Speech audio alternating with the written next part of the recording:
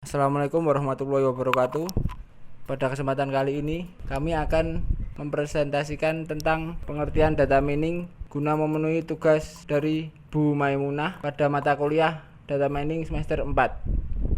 Saya Muhammad Yusril Arojak, NPM 1705040148. Saya Muhammad Rafli, NPM 1905040010. Saya Safira Kurota Ayun, NPM 1905040025. Data mining. Data mining merupakan suatu proses otomatis terhadap data yang sudah ada. Data yang akan diproses merupakan data yang sangat besar. Tujuan data ini adalah untuk mendapatkan hubungan atau pola yang mungkin memberikan indikasi atau informasi yang bermanfaat. Jadi yang dimaksud dengan data yang sudah ada adalah merupakan data warehouse yang sebelumnya sudah dicari berdasarkan database. Sedangkan tujuan data mining yaitu mencari pattern atau pola yang digunakan untuk mencari knowledge atau pengetahuan, di mana hal tersebut digunakan untuk mencari sebuah keputusan atau decision, di mana keputusan itu berkaitan dengan bisnis intelijen. Singkatnya, data mining adalah serangkaian proses untuk menggali nilai atau informasi dari kumpulan data yang sebelumnya tidak diketahui secara manual. Fungsi data mining. Fungsi dalam data mining antara lain yaitu deskriptif.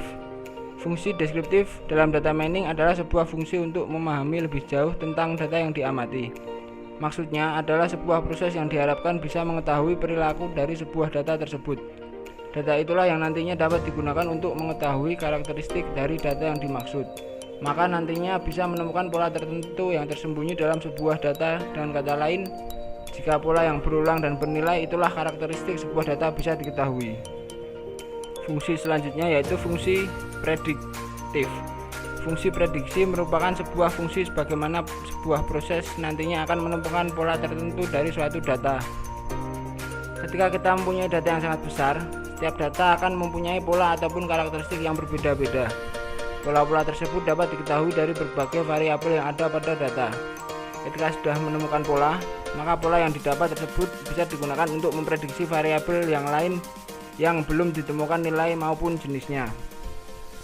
Selanjutnya, kita akan masuk ke langkah-langkah data mining. Metode data mining di sini terbagi dari proses pengambilan data dan teknik pengambilan data.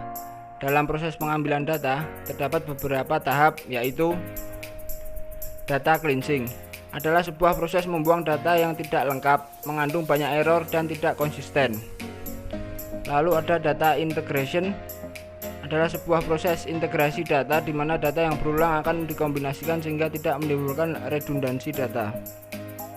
Selanjutnya data transformation, yaitu proses transformasi data yang sudah dipilih ke dalam bentuk mining prosedur melalui agresi data. Selanjutnya adalah proses data mining. Ini adalah proses paling penting di mana kita akan melakukan berbagai teknik yang diaplikasikan untuk mengekstrak berbagai pola-pola atau pattern potensial untuk mendapatkan informasi yang berguna.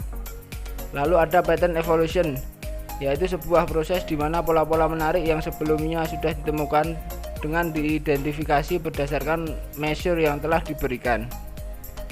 Yang terakhir, knowledge presentation merupakan sebuah proses tahap akhir dari pengambilan data mining. Dalam hal ini digunakan teknik visualisasi yang bertujuan membantu user atau customer mengerti dan menginterpretasikan hasil dari penambangan data. Teknik pengambilan data mining. Predictive modeling. Ada dua teknik yang dapat dilakukan dalam predictive modeling, yaitu classification dan value prediction. Classification digunakan untuk membuat dugaan awal tentang kelas yang spesifik untuk setiap record dalam database dari suatu set nilai kelas yang mungkin. Value prediction digunakan untuk memperkirakan nilai numerik yang kontinu dengan record database. Teknik ini menggunakan teknik statistik klasik dari linear regression dan non-linear regression. Kemudian ada database segmentation. Tujuan dari database segmentation adalah untuk mempartisi database sebuah sejumlah segmen, cluster, atau record yang sama di mana record tersebut diharapkan memiliki sifat dan karakteristik yang sama. Link analysis. Tujuan link analysis adalah untuk membuat hubungan antara record yang individual atau sekumpulan record dalam database.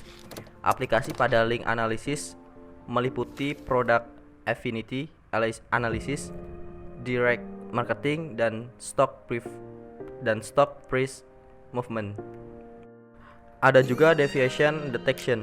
Teknik ini seringkali merupakan sumber dari penemuan yang benar karena teknik ini mengidentifikasikan outlier yang mengekspresikan deviasi dari ekspektasi yang telah diketahui sebelumnya.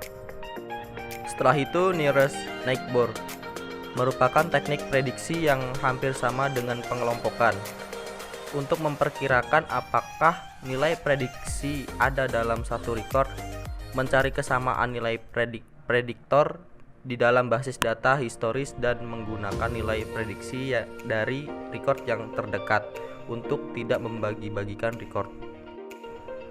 Ada juga pengelompokan atau clustering, merupakan metode yang mengklasifikasikan data ke dalam kelompok-kelompok berdasarkan kriteria masing-masing data.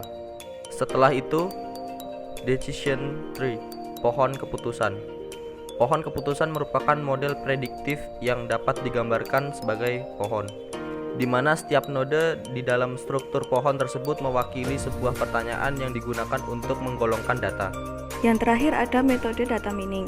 Asosiasi juga disebut sebagai market basket analysis. Sebuah problem bisnis yang khas adalah menganalisa tabel transaksi penjualan dan mengidentifikasi produk-produk yang sekali dibeli bersamaan oleh customer. Misalnya apabila orang membeli sambal, biasanya juga dia membeli kecap. Kesamaan yang ada dari data pembeli digunakan untuk mengidentifikasi kelompok. Kesamaan dari produk dan kebiasaan apa yang terjadi guna kepentingan cross-selling seperti gambar berikut ini. Anda bisa lihat di sini beberapa hal dapat kita baca. Misalnya, ketika orang membeli susu, dia biasanya membeli keju.